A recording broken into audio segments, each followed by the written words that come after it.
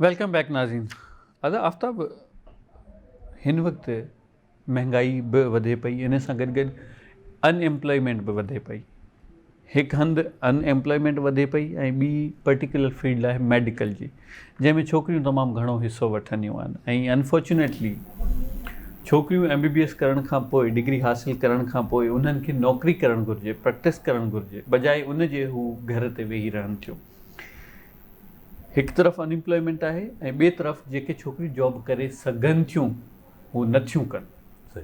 इन बाबति छा ख़्यालु आहे वञो? दादा इहा बिल्कुलु प्रोग्राम जी शुरूआति में मूं थोरो हिन ते तव्हांखे ॾिनो हुयो इशारो ऐं मूंखे ख़ुशी थिए तव्हां उहो ई सुवालु वरी मूंखां कयो आहे।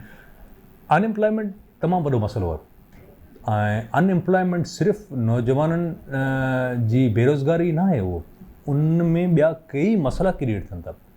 हिकिड़ो नौजवान जेको हिकिड़ो यूनिवर्सिटी मां निकिरे थो या को अहिड़ी प्रोफेशनल डिग्री करे थो, उनखे जॾहिं उहो कंहिं रोज़गार सां नथो लॻे त पोइ उहो समाज ते बि पंहिंजा नेगेटिव असर छॾे थो।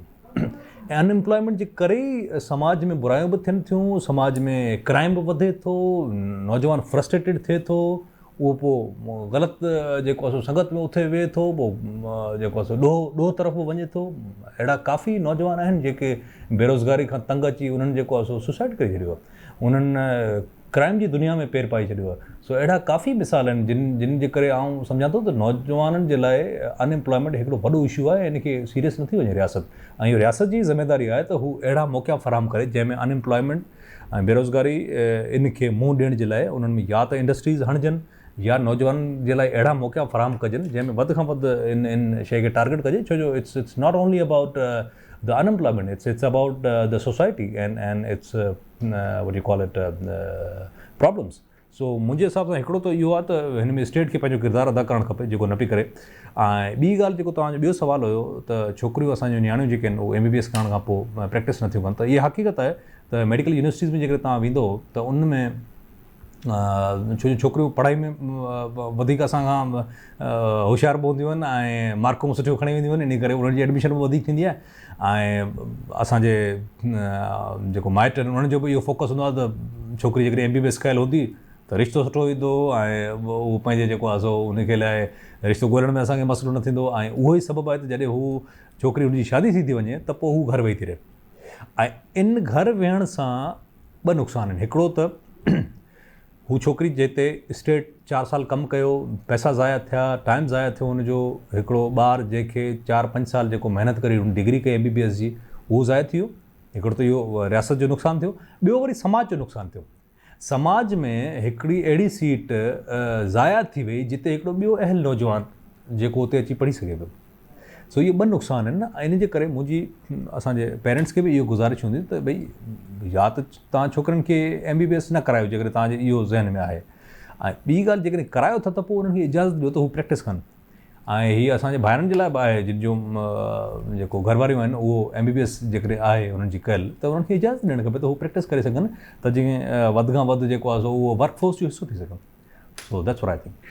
अच्छा, अनएम्प्लॉयड जे बारे में तव्हां ॻाल्हि कई। अनएम्प्लॉयमेंट में ज़रूरु असांजी रियासत जो किरदारु आहे ई आहे, पर नौजवान जो पंहिंजो किरदारु छा आहे? फॉर एग्ज़ाम्पल कंहिं बि यूनिवर्सिटीअ खां को नौजवान शागिर्द ग्रेजुएशन करे थो, उनखे अनफॉर्चुनेटली कंहिं बि सबबु नौकिरी नथी मिले, छा उनखे के अलॻि स्टेप्स उन जे बजाए पंहिंजी कारोबार न नंढड़ी लेवल ते कमु सही कंहिं ॿी कंपनीअ में कंहिं ॿी फील्ड में पंहिंजो नालो ॼमाइणु घुरिजे, कमाइणु घुरिजे, अॻिते वधणु घुरिजे, या सिर्फ़ु अक्सर नौजवान जेके ग्रेजुएशन खां पोइ अनएम्प्लॉयमेंट जे करे मायूस थी घर वेही था रहनि, हथनि मथां हथु धरे वेही रहणु घुरिजे? राइट। ॾिसो, नौजवान जॾहिं यूनिवर्सिटी खां निकिरे थो त डेफिनेटली उनजो फोकस त इहो ई हूंदो आहे त हू किथे रोज़गार सां लॻे, नौकिरी करे। पर जॾहिं हू शुरू वारो साल ॾिसे थो किथे नौकिरी नथी मिले त उहो डेफिनेटली मायूस थी थो वञे। मुंहिंजी नौजवाननि जे लाइ इहो गुज़ारिश आहे त जेकॾहिं तव्हांखे नौकिरी नथी मिले त पोइ तव्हांखे पंहिंजी बिज़नेस सां वञणु खपे, प्राइवेट फर्म्स में बि अप्लाई करणु खपे, ॿाहिरि बि कोशिशि करणु खपे। तव्हांखे को स्कॉलरशिप मिले थी, ॿाहिरि जेकॾहिं तव्हांखे अपॉर्चुनिटी मिले थी त गो अहेड। ॿाहिरि में तमामु घणियूं अपॉर्चुनिटीज़ आहिनि, हिते हिन मुल्क में तमामु घणियूं अपॉर्चुनिटीज़ आहिनि। ऑन्टरप्रेन्योरशिप ते तव्हां कमु कयो, तव्हां नंढी लेवल ते, मिसाल तौरु हिकिड़ो जेकॾहिं को ॿारु आहे जेको इलेक्ट्रिकल इंजीनियर आहे या मैकेनिकल इंजीनियर आहे, हू पंहिंजी को नंढो बिज़नेस स्टार्ट करे सघे थो, नंढी लेवल ते स्टार्ट करे सघे थो। उन में हिकिड़ो जेकॾहिं ऑन्टरप्रेन्योरशिप जो हिकिड़ो स्किल आहे ख़ासि करे MBA वारा जेके असांजे स्टूडेंट्स आहिनि उन्हनि जे लाइ त पोइ हिकिड़ी नंढी लेवल ते जेकॾहिं कारोबार स्टार्ट कजे त उनमें बि तमामु घणो फ़ाइदो थी सघे। जी नंढड़े लेवल ते कारोबार अव्हीं छा था सम्झो अव्हांजे ज़हन में, या असीं पंहिंजनि नौजवाननि खे के सलाहूं ॾेई सघूं, या असां मोटिवेशनल सेशन्स रखी सघूं, के ट्रेनिंग्स ॾेई सघूं, के ट्रेनिंग्स जा इदारा खोले सघूं, अव्हीं छा था सम्झो इन ते कमु करे सघिजे था? ॾिसो हिकिड़ो त असांजो जेको NGO सेक्टर आहे उहो काफ़ी भूमिका हींअर ख़ासि करे जेकॾहिं पाण ॻाल्हि कयूं जेको गुज़िरियल ॿोॾि आई उन खां पोइ ऐं उनखां पहिरीं बि काफ़ी अहिड़ा NGOs आहिनि जेके कमु करे रहिया आहिनि मुख़्तलिफ़ ह्यूमन डेवलपमेंट सेक्टर में। सो उन में ट्राई करे सघिजे थो। उन में इंजीनियर्स जी बि ज़रूरत हूंदी आहे, उन में सोशल मोबिलाइज़र जी बि ज़रूरत हूंदी आहे, उन में मैनेजर्स जी बि ज़रूरत हूंदी आहे। सो NGOs में जेकॾहिं माण्हू ट्राई करे त उन में बि काफ़ी जेको आहे सो बहितरी आणी सघिजे थी। पर इहो आहे त हथ ते हथ रखी जेकॾहिं तव्हां वेंदो त पोइ उहो कोन थी सघंदो मसइलो हल। तव्हांखे हिमत करणी पवंदी ऐं हिमत मर्दा मदद ख़ुदा। बिल्कुलु सही। अच्छा, उन्हनि नौजवाननि बाबति तव्हांजो छा ख़्यालु आहे जेके बैचलर करण खां पोइ डायरेक्ट एम्प्लॉयमेंट लाइ या जॉब्स लाइ सुठी कॉर्पोरेट इंडस्ट्रीज़ लाइ अप्लाई करण खां बजाए ॻोठ हली था वञनि, चवनि था 6 महीननि खां पोइ वरी मोटी ईंदासीं, जॾहिं 6 महीननि खां पोइ मोटनि था, नौकिरी नथी मिले? इहो तमामु ग़लति आहे ऐं I am glad that U brought that point up. ऐं जेके नौजवान यूनिवर्सिटीज़ खां जीअं पास थियनि था न त उन्हनि खे रुख़ करणु खपे सिंध जे वॾे शहरनि ॾांहुं, ख़ासि करे हैदराबाद कराची जो मिसाल ॾींदुसि।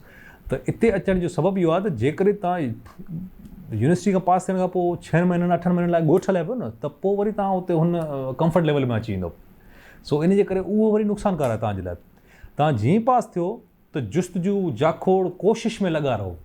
हिकिड़ी जाइ ते अप्लाई कयो, उतां न त ॿी जाइ ते अप्लाई कयो, टी जाइ ते अप्लाई कयो। पंहिंजा जेके मेंटोर्स आहिनि, जेको तव्हांजा सीनियर जेके निकिता आहिनि यूनिवर्सिटी में पास करे, उन्हनि सां राब्ते में रहो। छो जो जॾहिं नौजवान निकिरंदो आहे यूनिवर्सिटी मां त उहो ॾाढो एक्साइटेड बि हूंदो आहे, उनजो एतमाद जो लेवल बि मथे हूंदो आहे।